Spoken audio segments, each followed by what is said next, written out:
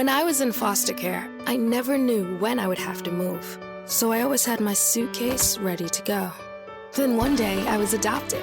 My new parents opened their hearts and home to me.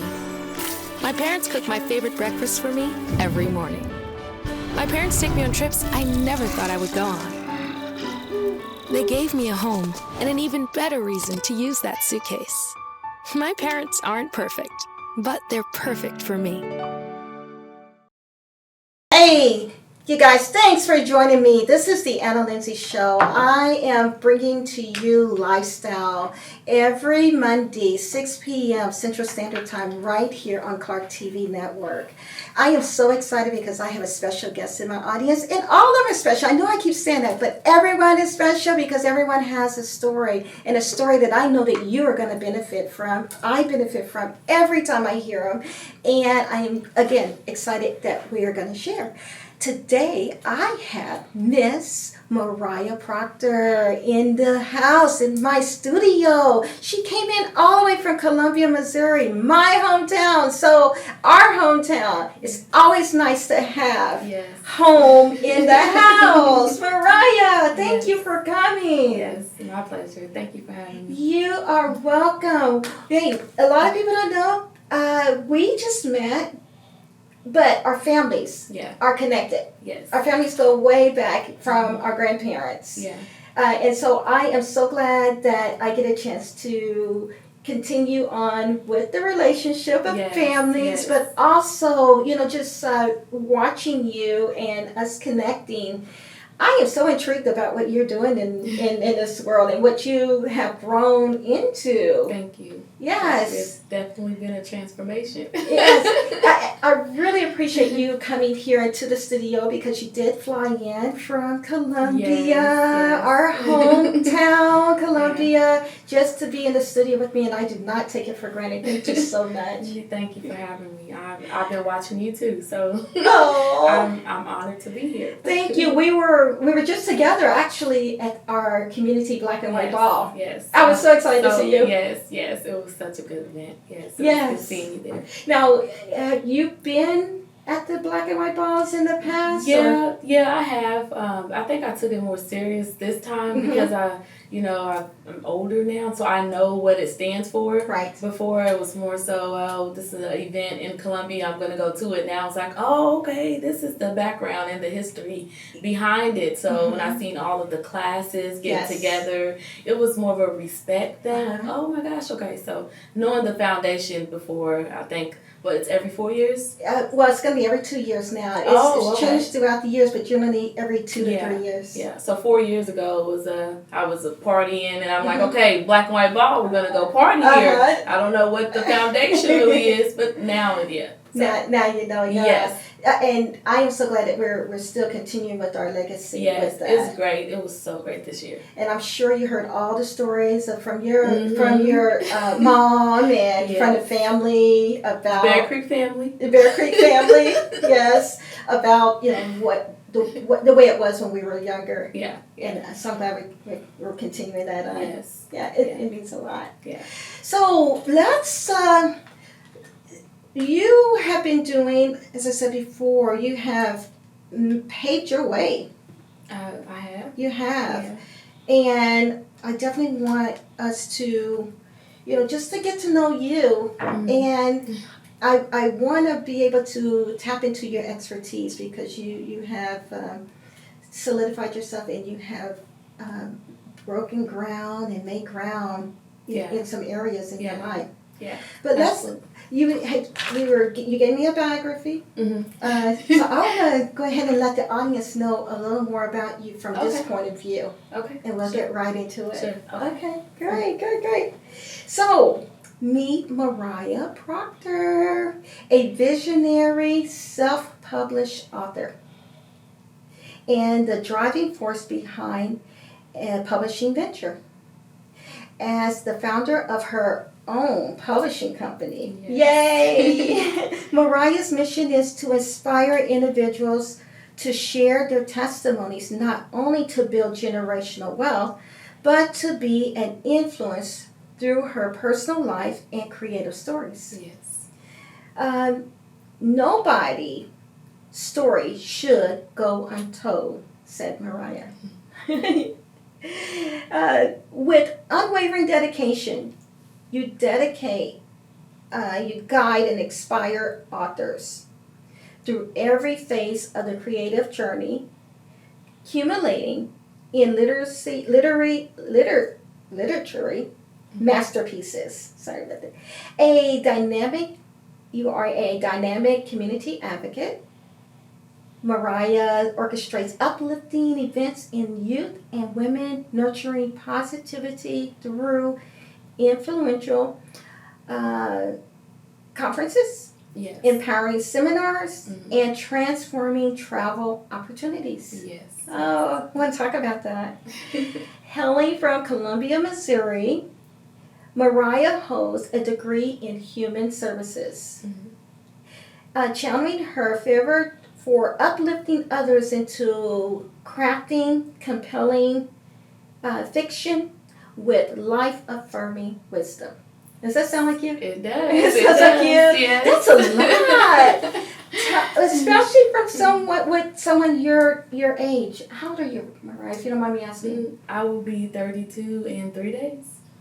Happy birthday coming up. Happy you. birthday. That's a lot for someone of your age. And do you feel like you hold that much wisdom and life experience? Experience, yeah. I mean, I've been through a lot, and I've learned a lot, and yeah. I mean, I don't really.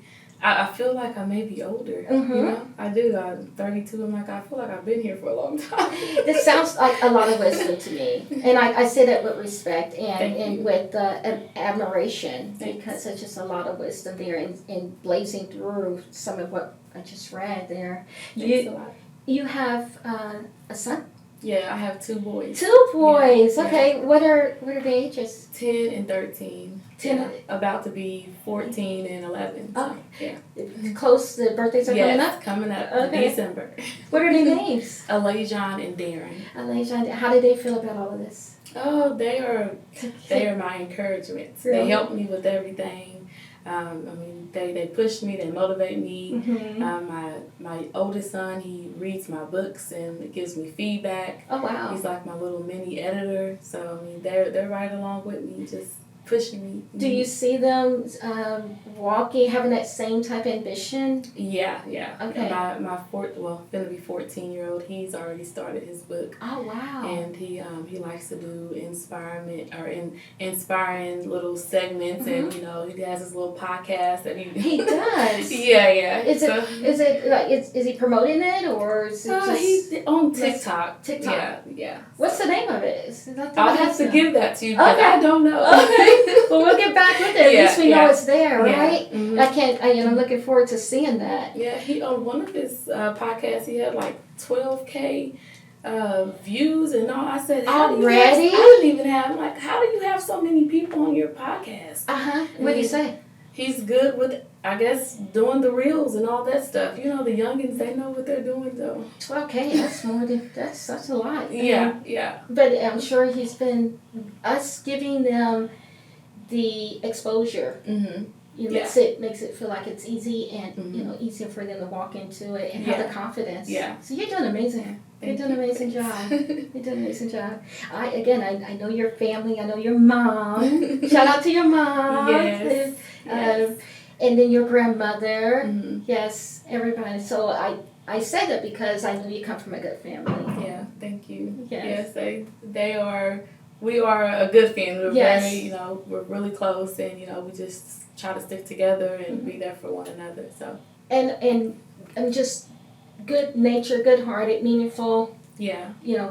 Meaningful people. So My grandmother, she's always been the root of the family, like everybody's grandma is. So. Yes, I told you behind the scenes that this is something a little different that I haven't done on the show. Yeah. And I'm calling it the word trivia. Okay. You ready? Reason why I thought this was fitting for you is because you are an author. Yeah. You are a poet, and you're inspired by literature. Yes. So I was like, okay, this would be fun. Yeah, this would be fun. I just hope I know these words. Now, come on. You know the words. What I would like you to do is tell me your first thought when I say the word. Okay. Okay, I'm hoping I can orchestrate this well. I am not a comedian. I don't tell jokes well. You're like, what's the punchline? And I forgot. So the first word comes to mind, and it could just be one word, just peace. What do you think of when you hear the word peace? Peace. Yes. Peace is joy and not being disturbed by anything. Peace is not letting anybody get in the way of your inner self. I love it. We're on a good roll. I love that. That was good. What about grace? Oh, grace. Grace is needed. We need grace in order to get through life. So, when you say peace and grace, I, of course, because I come from a biblical foundation, so I think of God, and we need grace. We can't get through life without grace. Period. So. Yes, I love that.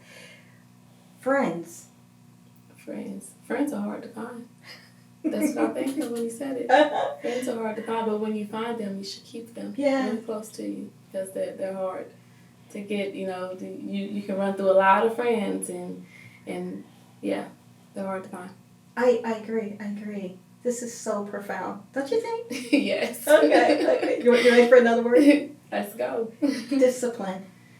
Oh, I'm practicing discipline in different areas right now. Discipline is it's needed as well. It'll take you far in life if you have discipline. If you don't have discipline, you will fail in almost every area. You have to be disciplined. You are so smart. You are the wisdom that's coming out of you. I hope love I'm giving it. you what you're looking for. You because, are. It is. I don't want to go too far with it. You are doing perfect with my idea, and it is inspiring because I just knew that you had this wealth of wisdom, and to be, again, I'm back on your age, but yes, the answers are great. I'm gonna make it a little light. French fries. Oh, French fries. I haven't eaten French fries in a long time, but I think of potatoes. I don't know, potatoes, French fries. Potatoes. Yeah. I don't even like French fries that well. Okay. Yeah. Okay. Nature. Oh, nature's everything. Mm-hmm. Yeah, I love nature. Mm-hmm. I love taking pictures in front of trees and Mm-hmm. the ocean, and we have to be connected to nature. Good. Yeah. That was good. Connected to nature. That was good. Back to French fries though. Okay. No, I lied. I have had French fries. I have had. So I don't eat French fries from McDonald's and other places because they're processed. Mm-hmm. But we do the potatoes at home where as long as we got the natural, not processed potatoes, I eat those. But yeah, my kids eat a lot of potatoes. Okay. So I had to add that in because I have had French fries, just at home French fries. Mm-hmm. Yeah. Okay. Not processed. Not processed. Not processed. Yeah. And I know that you are big on health. Yeah. And you do maintain a Pacific diet. Yeah. Well, this year, I just started this year. Did you? Yeah. Okay. Before this year, no. I eat anything and everything. So. But when my dad passing and then my mom being diagnosed with all these different illnesses, I'm like, okay, go ahead and start somewhere. So that they motivated me to do the lifestyle change with the food. Yep. Mm-hmm. Yeah, we could definitely revisit that. Mm-hmm. Okay. Family. Family's everything. Mm-hmm. Yeah. Having that support and love. Yeah. Mm-hmm. Yeah. But family can be challenging too. Mm-hmm. Of course, everybody has their family problems, so Mm-hmm. you have to learn how to get through those family problems so you can stay grounded. Yes. Yeah. And it takes everyone's input. Yeah. Everyone has to Want to do it. Mm-hmm. Yeah. I agree with that. Last one. Okay. Expectations. Woo! Oh, girl. I just did a real on expectations. Did you? Yes.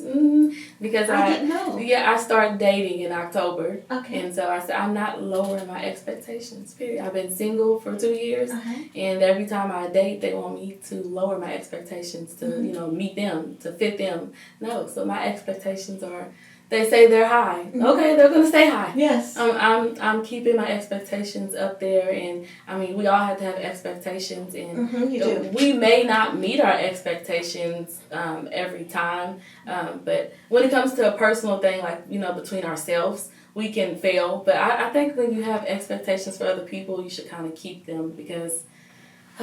You do. Yeah. You should. It's your... Does it make sense? It does make a lot of sense. Yeah. It makes a lot of sense because it's your values. It's your life. Yeah. But even with friendships, I have expectations of how I want my friends to be. Because if you are a jealous friend, I'm not gonna... We're cool. If I hang out with you a few times and I know that you're jealous of me and you're doing things that show that like you're not the type of friend I want to hang out with. I recently had a friend who we took a lot of pictures and she didn't want to send me any of the pictures that we took together that looked good. I just think that's weird. Like I can get off into that, but I've had some expectations. I'm like, people say that's petty. No, it's not petty. It's the principle behind it. Like why, so when it comes to friendships or relationships or anything, you have to have expectations. And if they don't meet it, I think you should just move around. Like, I think in light of that, it gives you a guideline. Yeah. A guideline to you. Yeah. In how you define yourself. Yeah. And to hit back on the pictures, because I know that may be weird and I couldn't explain it how I wanted to. Me and you, we just took a lot of pictures before the show. What if I never sent them to you? Never. And why didn't you send me those? Isn't that weird? Well, I guess. Would you expect me to send our pictures, our beautiful pictures that we took? You know what I'm saying? And so if I said, no, I'm not, yeah. They didn't like the pictures, maybe? That's what my friend said. She said maybe they didn't like the pictures. Well, okay, what about this? What if it was a lot of pictures of just you and you wanted those pictures? And I only had them on my phone because maybe your phone was dead or, and I just said, I'm not sending you those pictures. Because, when we took the black and white picture, I inboxed you. You did. And I said, I don't know, I don't really like myself on this picture. And I said, no, I do, I'm going to post it. But we communicated that with each other, right? Yes. Okay. Yes. So what if I took pictures of you by yourself at the black and white ball event and you were like, I really need those. I didn't get any in that shirt. I really, and I never did. Wouldn't that kind of be weird? I guess maybe you probably got some behind the scene energy going on. That's what I'm saying. That some unresolved things. And they were nice pictures. They were beautiful. I'm just saying. So it may seem so petty, but it's just the little small things like, why didn't they send those pictures? Or why did they do that? Like, some people will do little small things behind closed doors, but that small thing, it shows that maybe they didn't like you really. And, you just got to keep it moving. Like, why stay connected to people who secretly don't like you? Yeah. So, yeah. Yeah. I know that was kind of way off. But it's okay. It just triggered that. We got our triggers. It triggered that. But, it's experience. It's not even just triggers, but it's just experience. Yeah. Okay. Well, thank you for indulging me on my word trivia. You did great. You did great. I wasn't sure how that was gonna play out, but your answers were insightful. Yeah. I'm happy I could ace it. Were you born and raised in Columbia, Missouri? Yeah. Yeah, I moved a couple of times, like St. Louis and little small cities, Moberly. And I'm in Jefferson City, so that's 30 minutes away. But yeah. Yeah. Did you graduate as a CUPE or Bruins? CUPE, baby. CUPE, so did I. Yes. CUPEs.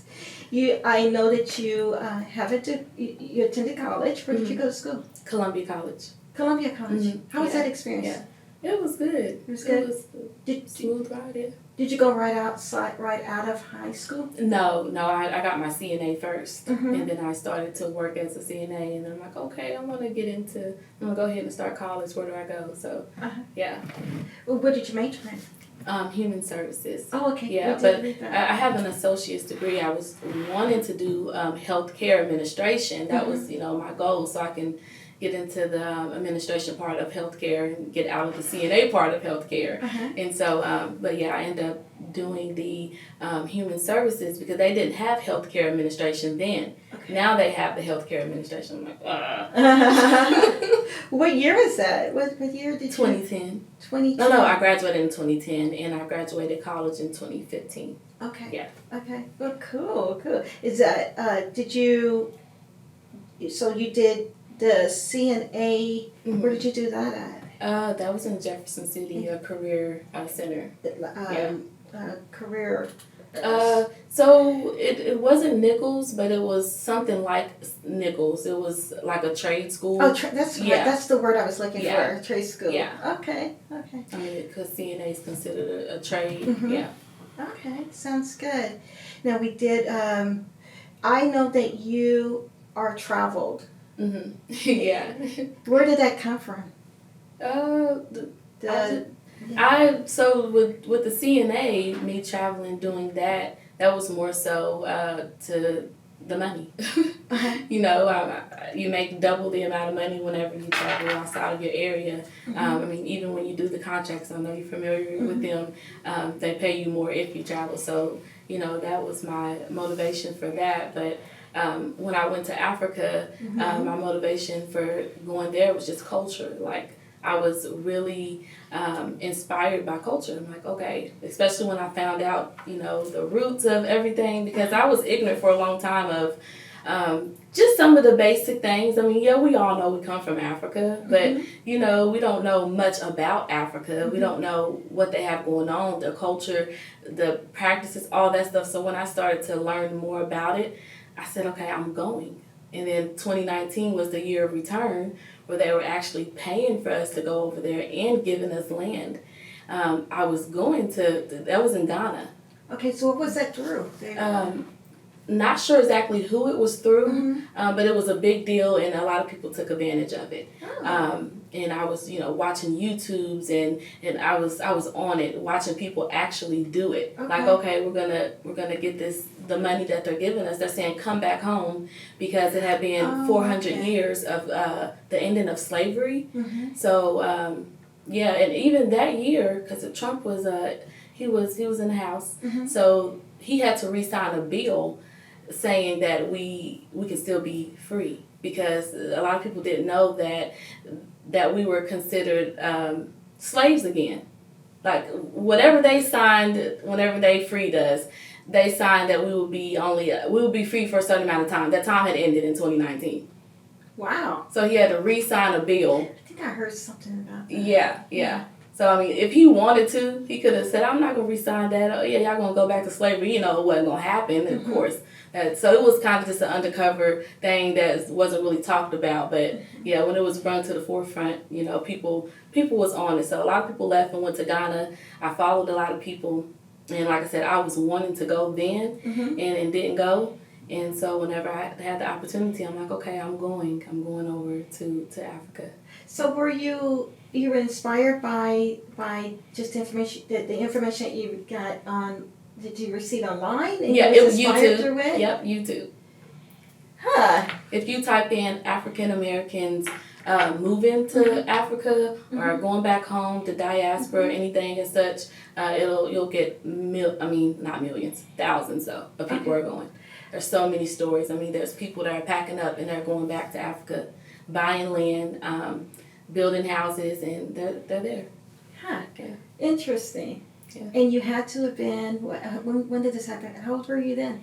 Oh, that was last year. That was last year? Yeah, that was last year when I finally forced myself to do it. Of course, I dreamed about it for 2 or 3 years. Like, okay, I'm going to do it, and procrastinated. And so, yeah, I finally went, me and the boys, and yeah, we had a good experience. I planned on staying longer, but I only stayed maybe around 3 months. Okay. But the goal was to stay long term, but I didn't. Yeah. Okay. So how did the boys take it? Were they just all on board with the idea, or was there some convincing? They loved it. They loved it. Gosh. I mean, it was amazing. Mm-hmm. I mean, they love sports, so as long as they was in sports, they were good.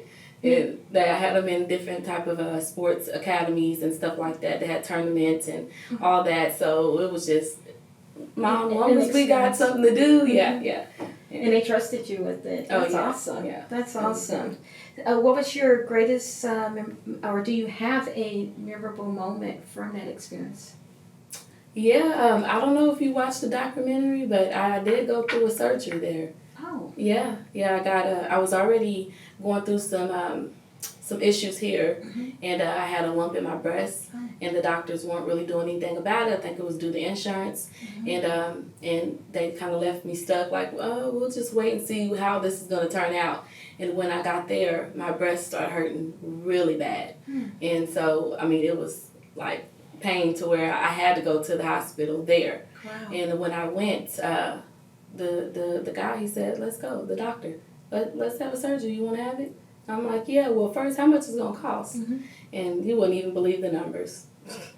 We buy shoes that's more, I'm just being real, that's how low the surgery was. Wow. The surgery over here probably would have cost over $100,000, but there, it was crazy. So, I went through with the surgery there. I went down, I went under. The kids were there with the nanny, and you know, I had to walk by faith, but I had to do it because I knew that I wouldn't get it over here. Wow. So, and for that price, and that they treated me so well at the hospital. I mean, they treat us because we don't look at race.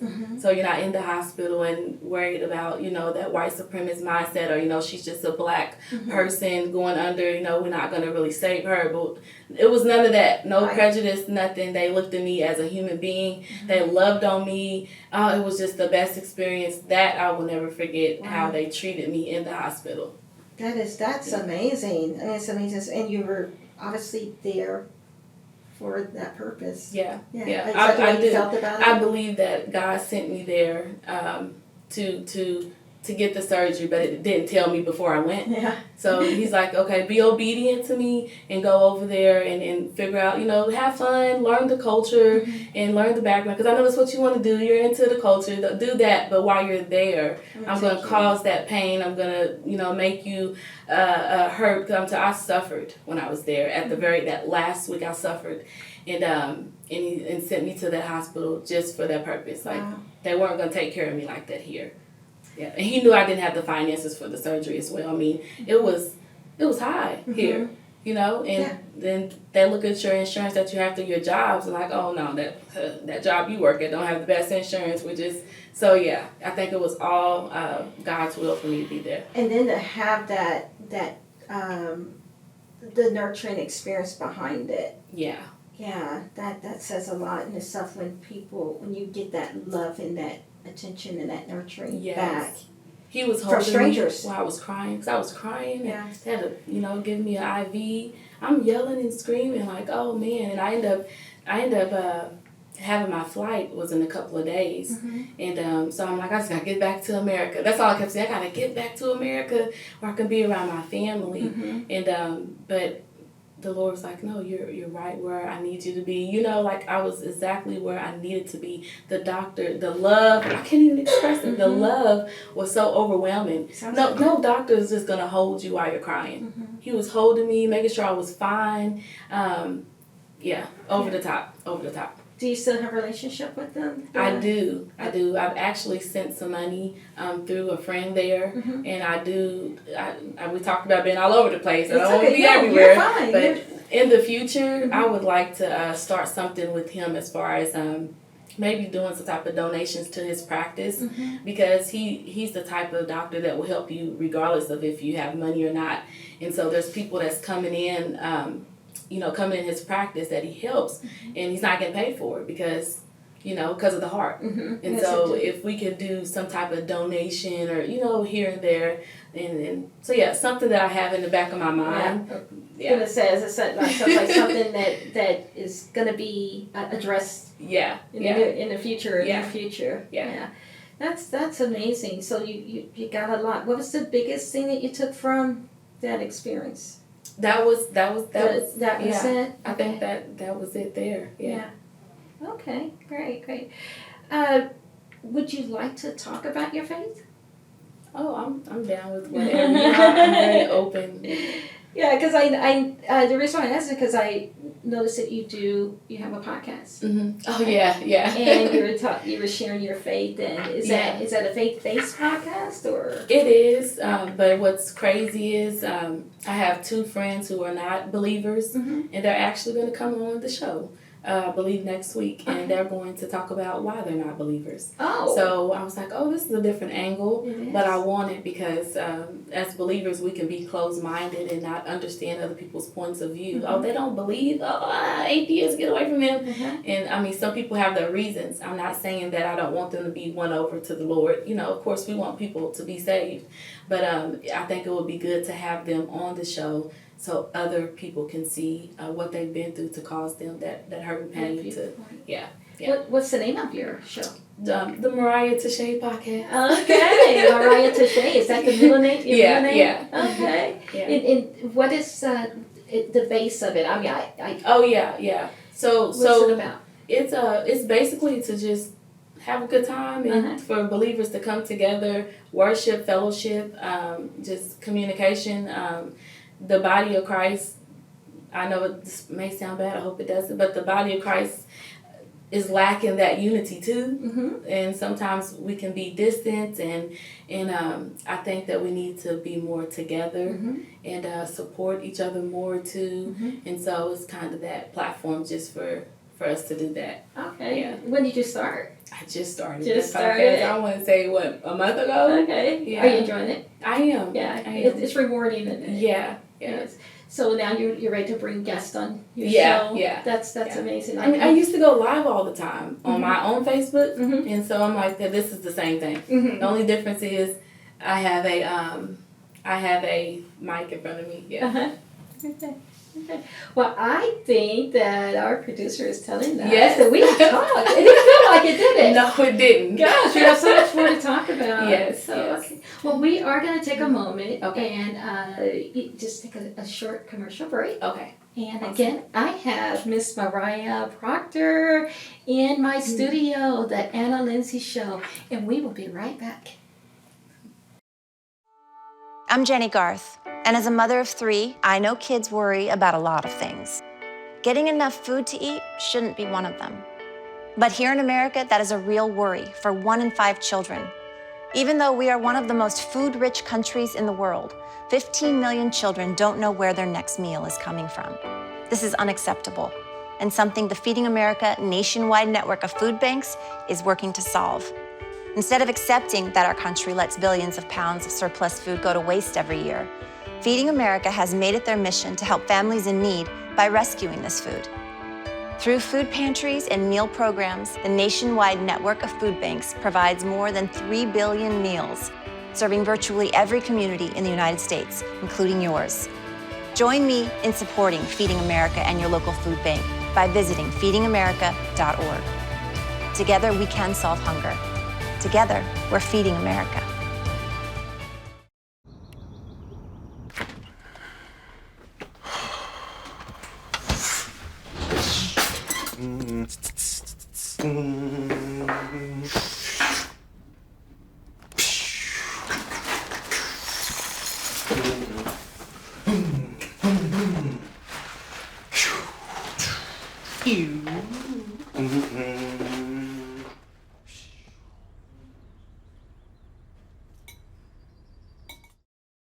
We are back. This is the Anna Linzie Show, and I, again, am excited because I have one of my hometown friend, family here with me in the studio, and I am so excited because, guys, this young lady is doing her thing. She has taken on the vision and the call of her life and has just really put it in play and walking it out. And I'm just totally inspired. So, again, we have Moriah Proctor. Yes, published author. Yes. We were here in Houston last night. You were here doing a video. Yeah. Would you like to talk about that? Oh, sure. I guess I can start with that journey. It's all new, but Yes. What were you doing? So I'm branching off into the gospel rap. Mm-hmm. I've always loved to rap, and I look at rap kind of sounds just so, I don't know what word to use. I don't know, but rap to me is more poetry. It is. Yes. I So agree. it's poetry, but it's just okay. I'm doing it to a beat now. Mm-hmm. You know. So I've been doing poetry since I was a little girl. You know, I've always wrote. And when I was in middle school, I mean, I would come home and write, and me and my best friend, we would do little poetry jams in our room where we would get up and okay, what poem did you write? And what did you do? And then we'll present it. And so anyways, I started to look at the Christian rap now because I used to listen to a lot of junk rap. And now that I'm saying, like, okay, I need to listen, I still want that beat, you know, but so now I listen to Christian rap. And so that inspired me to, okay, once you start doing some Christian rap with your poetry. And so, long story short, that's how I ended up doing that. And last night was my first video. Yes. How was the experience? It was real good. It was nice. The only downside I can say is I'm not a what word can I look for? I'm not like a shake it type of person. You know, so he's like, okay, I need you to get more hyped, and I'm like, well, I'm not a, you know, I just want to rap this song, but I don't want to do the, you know. So he literally had to talk me through it, like, okay, I need you to do this gesture. I need you to go here, put your hand, you know. So I could say that was the hardest part, is me seeing like I was doing more of acting when it came to that, you know, versus when I'm rapping is more natural. I'm saying what I want to say. I can sit here and read my poems to you, or I can rap my songs to you right now without doing the extra. But the video had to be the extra. Because it's entertaining. You get what I'm saying? Yes, it's the choreograph. Yeah. The choreography behind it. You know, but the words are there, the message is there. Yes. I So can see that was a challenge. Yes. My next video, I'm going to have actors. I've already found them. They're going to act out a scene. Okay. And I'm going to be so happy because I don't need to do anything. the song is there. It's in the background playing. They're going to do the whole scene to the music. They may show my face 1 or 2 times, and I'm just going to stand. And I don't have to be jumping around. Where do you want to go with that? You just face another way of getting your message out there? Yeah. Just another avenue of sharing the word and being, you know, inspiring and leading people to the Lord. Oh, that's amazing. Yeah. That's amazing. I love it that you know, part of your, when you first started your biography, your bio, it said you're a visionary. And I love how you have owned that. Yeah. And Thanks a lot. Yeah, you own that and you put it in practice in various ways. Yeah. Yeah. God gives you that vision and you just got to execute it and, you know, do different. He'll have you go different paths, you know, of getting his word out there, and especially with the new age generation. So with rap and hip hop and all that, that's the thing right now. That's in the media, so he'll want us to use that to get who he wants to get. Because I never really pictured myself doing rap music. But you see the lane, you see the opportunity I do. for it. Yeah. Where'd you get that? Where'd you get the drive and the courage? I think it takes courage to step out there and walk out your vision and your desires. Where'd you get that courage? I would say whenever you are the foundation's Christ, of course. I know I've said that before. It's okay. But whenever you are when you're in your word and you're praying and fasting, you know, God will give you that courage to do it, because if you don't do it, then you're still you're gonna have a feeling of you're not satisfied with life. Mm-hmm. So I've done it before. I've ran like Jonah, where I'm not doing anything that I feel like the Lord has told me to do, and it gets you nowhere. So it's you're not fulfilled if you don't do it. So I see that. Yeah. I get that. Yeah. Against the people, you asked that question, and I'm sure that you have people who inspire you and you're motivated as people, but I do believe that, like you said, being in God's presence and in His Word, that alone builds your faith to walk out what you need to walk out in life. So I have good people too. You know, I watch a lot of podcasts too. So there's a lot of people that inspire me. You know, that I watch. Kevin Ewing. I mean, I can list a lot of people that I watch, and I'm like, okay, they have given me that motivation to keep going, and you know, to really live out a purposeful life. Yes, that's great. Okay, I know that you're doing the video or the rapping as a way of inspiring and getting what's in your heart out. Yeah. But you're also a published author. Yes, ma'am. Yes. And you just said you had a relationship with. Is it a relationship with words, or is it a relationship with the message? I think it would be the message. The message. So, yeah. When I was younger, I liked writing. And as a young child, I can remember thinking that I wanted to be an author or writing a book. It hasn't actually come. I haven't done it yet, but speaking into existence. Okay. It's coming. It's like, I mean, it's more and more at the forefront. Yeah, just the time, just the time. But well, I can help you with that. I know you can. One of the reasons why I'm having you on the show is because you're gonna help a lot of us. You're going to help a lot of us, and I appreciate you coming to share your experience and your expertise with it. But I always like words. Yeah. Words. I was fascinated before we started. I'm like, let me look up this word. Okay. Yes. I'm a word junkie. I may not be able to pronounce it as well. I'm gonna get there on time. But I love words. Okay. Words are meaning. Words bring life. They do. Even our names. I mean, it gets as deep as that. That's why you like, okay, Moriah with an O, because I was born with an A, and I changed it to an O. You did? Yeah. More purpose. Okay. More purpose. What was that about? So Isaac was when Abraham took Isaac to get sacrificed. It was the land of Moriah. Yes. And it kind of gets a little deeper than that, but I won't go too far into it. But God had when He transformed me, I could hear Him speaking to my spirit and said, "Change your name." Wow. You change your name, just like the story. A lot of people in the Bible, their names got changed, and so our names are important. Even my children. When I named them, I had no purpose.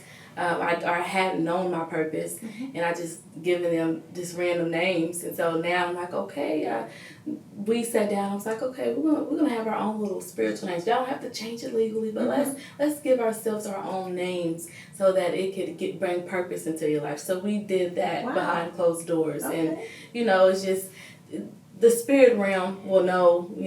This is the new creation. This So yeah, it does. So not to get deep off into that, but what you said is very true. Words is very important. And I'm glad that you mentioned that, because I had thought about you as being a guest on the show, and I thought about your name. It's a different. Where did it come from? Because it felt like it had a meaning to it. Yeah. So it was Moriah, spelled with the A, and you changed it to. With the inspiration of that transformation with you. When did you change it? Oh, that was back in 2018. You've been transformed for a moment there. Yeah. Oh, it's a process. It is a process. So, yes. But at that moment was when I decided I was going to make the change, because you can talk about it all you want to and not do it.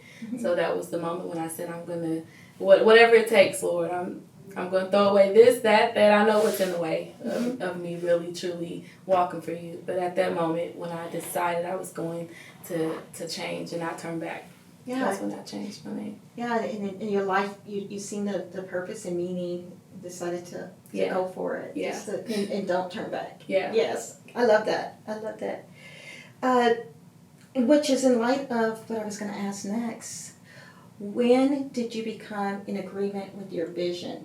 And with that, obviously, we talked about gifts, and some people have been given the measure of 1, 2, 3, 4, 5, 10. Yes. Mm-hmm. And I believe it all comes full circle, and I believe it all works together. Yeah. And we're working on one, or we see a gift. The poetry, the author, the music, and the nursing. Yeah. You're a nurse, so we see all of our abilities, or some of our abilities, and we're using it at one point in time, but it does work within itself. Mm-hmm. So, when did you come in agreement with the gift of being an author? I would say when I first got saved and baptized and all that good stuff, I could hear the Holy Spirit speaking to me, and it was a rush of, this is everything I want you to do. It was kind of overwhelming too, because I was not mature in the mind. So I knew that I knew a lot that I was going to do before I did it, but I had no idea when it was going to get done. Right. And when I first knew I was going to write, I wrote a street lit book. A what? What is it?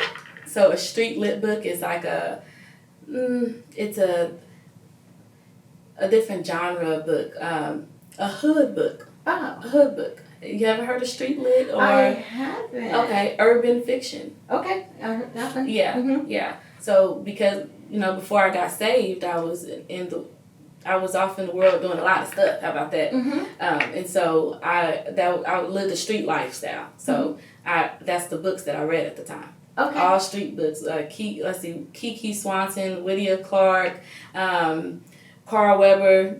Those are my books. So I wanted to hear about you getting shot and stuff. Okay. So I wrote a street lit book at first, and so and then once I started to really change my life and do things differently, I'm like, no, I'm not writing that junk, because who wants to promote violence? Mm-hmm. I'm repping the kingdom. I want to promote peace, love, joy. Mm-hmm. And so that's when I said, okay, I'm going to write a inspirational book. Okay. And so I threw that book out, and it's still on Amazon, and it did sell. But I wouldn't write a street lit book now. So how many pages? I mean, how? Oh, it was probably 100 pages. Mm-hmm.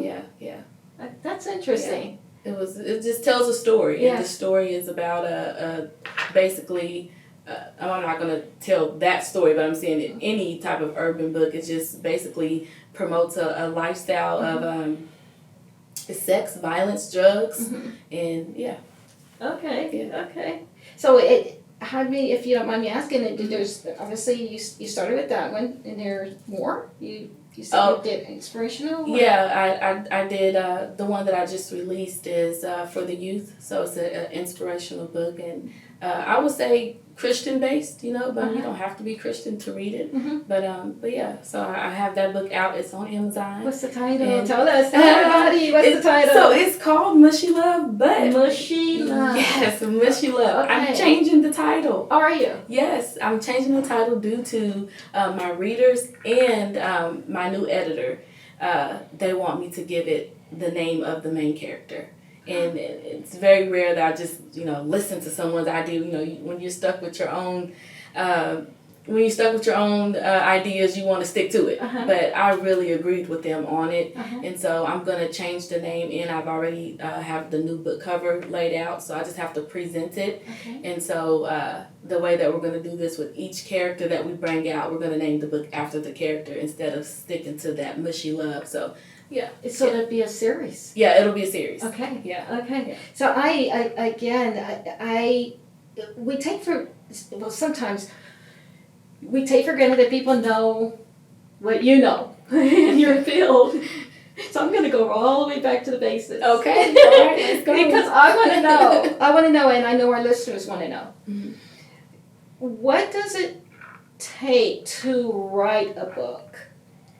You just mentioned you're a publisher. Mm-hmm. You have a publishing company. Mm-hmm. So I feel like I'm ready to get all over, but we're going to... You talked about an editor. Yeah. Okay, so a person who wants to write a book, can you, on a short version, tell someone how to get started? I sure can. Okay. So that's what the company's for, because I went in blind. I knew nothing. I didn't know anything about editors. I didn't know anything about publishing and how to get it out there. So I did a lot of research. Okay. And so, are you wanting me to tell you the steps of publishing, or how? Whatever you're comfortable with within the scope of your business, because I know that people can come to you and get a lot more. So just an overcap of this is what you do. Okay. So I'll give you a small little story along with that. Okay. Whenever I wrote my last book, I was looking for a place to put my book for advertisement, and I wanted a platform for it to be on. So I reached out to a service, and I said, "Hey, I see that you are a published establishment. Mm-hmm. Can I get my book on your platform?" And she said, "You can if you use our services. We have to design your book cover. We have to edit it. They gave me everything they needed to do, and then yes, you can put your book on our platform." And it was a really large platform. Mm-hmm. Well, I've already did everything. I already had an editor myself. I designed my own book covers. Everything that was on that list of services, I could do. Okay. And so I said, "Oh, this is what it takes to start a publishing company." And I said, "I'm going to start a publishing company," because I had already been doing those things with other people. People would reach out and ask me, "How can I write a book? What do I need to do?" And so I will sit down with them, go through an outline, go through each chapter, literally help them, and I was doing it for free. Because it was just, it was fun to me. Yes. And so that was the motivation of like, okay, go ahead and start your own. And so, it's very simple. The hardest part is not procrastinating. Oh, wow. Yep. Yeah. That's the hardest part. Wow. Okay, so you offer A to Z publishing process. Yeah, I will do your outline for you, and I have an editor that I hired, so she'll do your editing. I'm not really big on editing, like I don't enjoy it. Mm-hmm. So, but I'll get your outline, get your ideas out onto paper. Once the editor edits your work, then we'll go back in and do your design for your book cover, and then I will also put it on all the platforms, Amazon. We have. We have a ton of platforms, the bookstores, your local bookstores, so I can go in, set up your accounts, and then send all your documents there, set up your royalties. We don't get paid from your royalties. That's, a good thing, because you just pay one flat rate to get it done. Your royalties are yours. And just get everything set up so you don't have to do anything. The only thing you have to do is just market your book and get the money. Wow. So I see people who do publish their books. They go around and they do book signings. Mm-hmm. What are your thoughts towards? Yeah, I've been doing some book signings this year. They're really fun. They're fun. Good way to advertise, get your book out there, and to have a good time, really meet people. So you basically acquire a space, network with businesses, or a space and set up and just get the exposure. Yeah, I want to get a bus and kind of do a little tour bus too. If I can get a lot of people. We can just do like a little mini tour. I have the vision's big. Yes, yeah. That's great. So when you say a tour, how does that look? You with the other? Oh yeah, all of the authors get together and we do like a little small tour. So say if we choose to take a week and we just kind of travel to different cities, I've been doing it myself. I kind of just book flights and then say, okay, I'm going there. I'm going to set up there and sell, and you just find You'll network. You get on Eventbrite, or you'll get on. You'll see what they have going on in that city at that time, and then you pay for the space. Okay. Yeah. See. Yeah. I'm just curious how that worked. Yeah. Is that something that you would? I guess talk to me about a book agency. Is that the same or is different? Is that something you offer? So I went to DC like 2 weeks ago, and I went to a really nice conference, and I met a lot of people.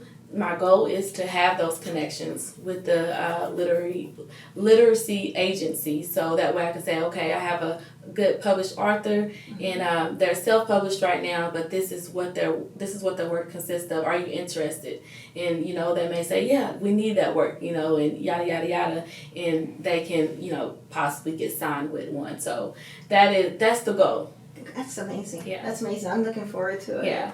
Okay. So, what's the name of your publishing companies? If someone wanted to start the process, they want to work with you, Moriah. Yes. Where do they go?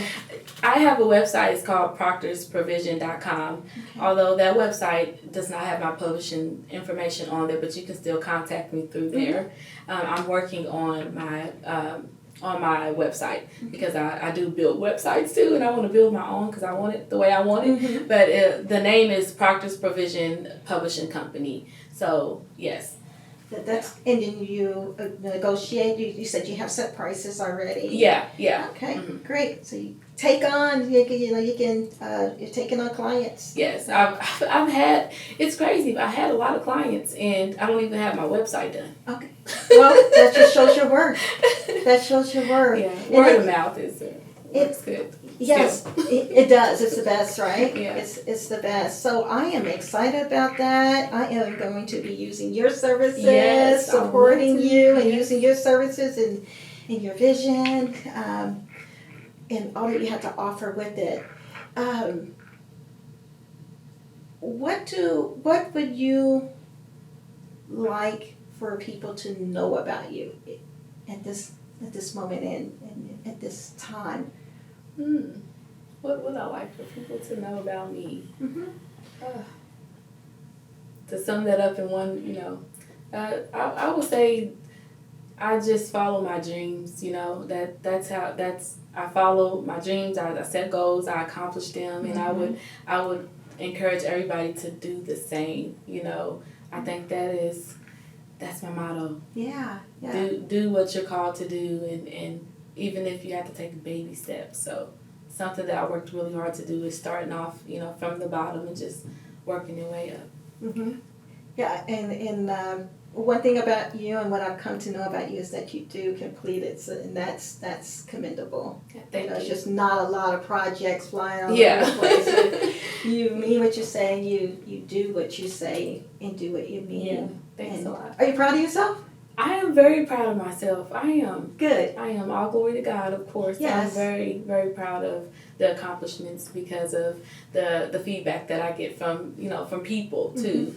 It can go both ways. You're not supposed to worry about what everybody has to say and all that, but whenever people do respond and reach out and say, hey, that video helped, or that sermon you did helped, or whatever, it means a lot, because I'm like, okay, mission accomplished. Thank you. Yes. Let me go back to take a step back on the book writing process. How do you prepare when you are writing a book? Do you sit down and you start the book start to finish? Or does it start a few chapters in, come back to it? What do you do? Everybody's different, but what do I do? Yeah, what do you do? I procrastinate. No, I'm joking. What you just told us not to do. Okay. No, I've tackled that. I used to procrastinate a lot. Now I'm very focused because I want to get it done. So I start off with the outline, and I go from chapter to chapter, and I know exactly everything that I want to put in the book before I actually start writing the book. Okay. So it flows way better that way. It does. And then you're like eager to get to the next chapter. Like, okay, now I got to tell about that part, because you already know you were going to say that part because you wrote it in the outline. Oh, okay. Yeah. I get it. Yeah. I get it. I have several journals. Yeah. They're just they're words. Those journals make good books. That's what they say. Yes, That's what they say. Mine is just putting it there. I know it's time and it's getting there. I'm thinking I'm thinking, Moriah, you're going to help me organize my thoughts. Okay. Yes, you are. Yes. I want you to. I'm helping the lady now with that. What you said, how she just has a journal with stuff. She has poetry just packed up, just piled up. And so I'm taking her poetry now and I'm putting it together, and we're putting it in like not an outline, but a timeline. Okay. And then she's just adding some things to it to, make it, give it that pop. But yeah, it's definitely, it feels so good when you're actually taking what you've been writing for so long and actually doing something with it, because it's going to inspire other people. Yeah. I think I have a couple visions and books that I want to do. I want to do my story, do my story in a way just to share me. A lot of my branding is me. Yeah. It's Hannah Linzie. Yes. But I think that my story will help, my journey will help others and inspire others. But I also want to do some self-help type of a book, writing like a series or just a series of self-help with different topics as far as a career and personality and motivation. And those are the books that like sell. So is it good? I'm glad you said that. Whenever you get attached to a good literary agent, they will tell you, like, this is what we need. This is what the media is looking for. Okay. I need you to write a book on that. And so that's careers and all that. That is what's popping right now. Awesome. Yeah. I can't wait to talk with you later. Yeah. Yes, and I'm hoping, and I'm sure it will, this is going to help others who have that in their heart to do. Yeah. And I'm learning too, because I didn't know that, I have my books that I like to write, and I didn't know until, like, I went to a lot of seminars. I went to one in St. Louis, and I'm starting to learn how the publishing world works, because I didn't know. So I found out recently that that's how it works. They tell you what they want. It doesn't matter what you've already written to, no, they want you to write a book on that, and then you write a book on that. Yeah. Marketing, and the supply and demand. What can sell. I can see that. Yeah. I can see it. The ghostwriting is something I didn't know about. Okay. I've written my books from start to finish. I didn't even know ghostwriting existed until maybe a year or so ago. That's how much I didn't know about the industry. It's just as if, you do nursing or you do whatever field or trade you learn, you have to learn it. So I'm learning everything about the publishing field. And so I'm like, what? People are ghostwriting? Yes. What? Then I look how much it costs. What? Oh, woo-woo. So people like T.D. Jakes and Tyler Perry, all these big timers, they ghostwrite. They don't write their books. And I'm like, okay, is that cheating? No, it's not cheating. That's how it is. They're too busy to write their books. So I didn't even know that was an option. Okay. So I'm like, maybe I'll try that route just to see how it works, getting a book ghostwritten.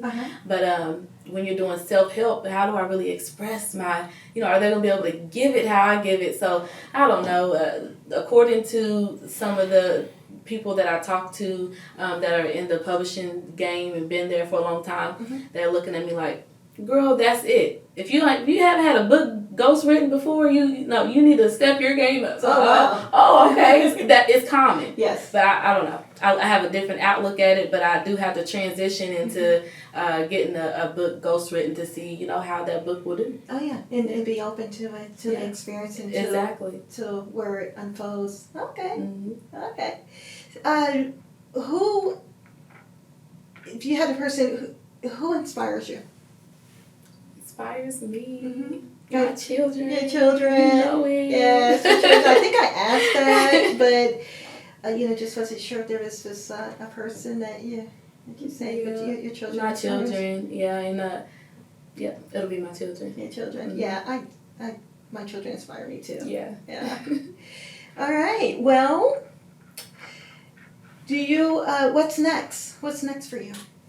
I'm just focusing on book writing right now and doing the writing. So see where that goes, and if the Lord puts something in my spirit that want me to go that way, then I guess I have to reroute.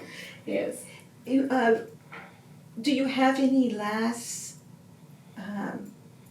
any lasting words or tips that you can tell someone who's wanting to get into industry? I would say just don't procrastinate and go for it, because you never know who you will meet, and you never know when it's your time. You never know, it could be your time. You may think, oh, that book's not going to be it, but then it's it. And then everybody's inspired by your testimony. Yeah. I if you don't mind me adding, I know we talked before this, and you talked about how you traveled to Germany and you were married, military, right? That right there, that experience, people are going to need that. So, yes. You got a lot to share. Yeah, yes. I believe that. Military is big, and people are going to want to know that experience. Yes. Guess who I have in my collection there?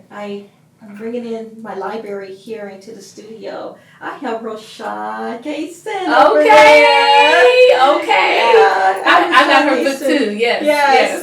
That was a good one. Yes. I almost couldn't put that down. Shout out to Roshad Kaysen. Yes. What's the name? It Lost in My Own Word. Lost in My Own World. Sorry. Lost in My Own World. Yes, Roshad, shout out to you. Columbia. Yes, okay. She's in Dallas now, but yes. So, again, thank you, Moriah. I really appreciate you coming on and sharing. Thank you for having me. You're welcome. Sharing your expertise, your life with us. Yes. And I can't wait for us to do this again. Anytime. Yes. Do I'm this. just a fly away. Right. And I'll be home next week. Okay. Next week doing some things. So, but, just collaborating even more and having you back on the show or however we link up again, because I feel like this is just the beginning for us. Yes. Welcome to the Anna Linzie Show. Thank you so much. Hey, that was great. That was great. It's some of the things that I wanted to know. But, guys, we really appreciate you tuning in today at the Anna Linzie Show with Clarke TV Network. Again, tune in every Monday, 6 p.m. Central Standard Time. See you soon. Awesome. Yay!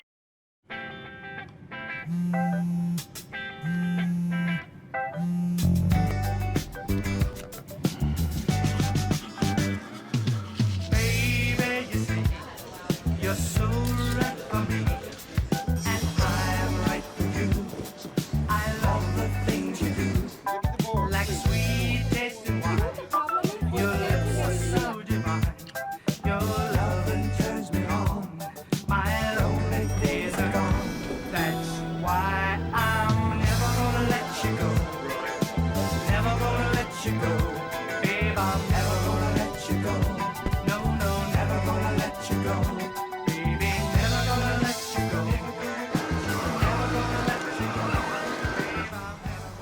Here you go. Thank you. Thank you.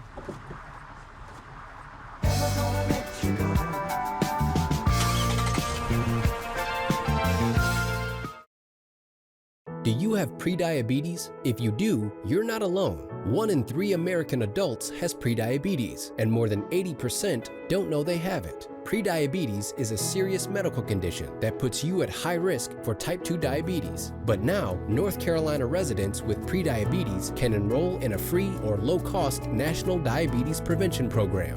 You can make healthy changes with support from this proven program. Get started now at joinaprogram.org.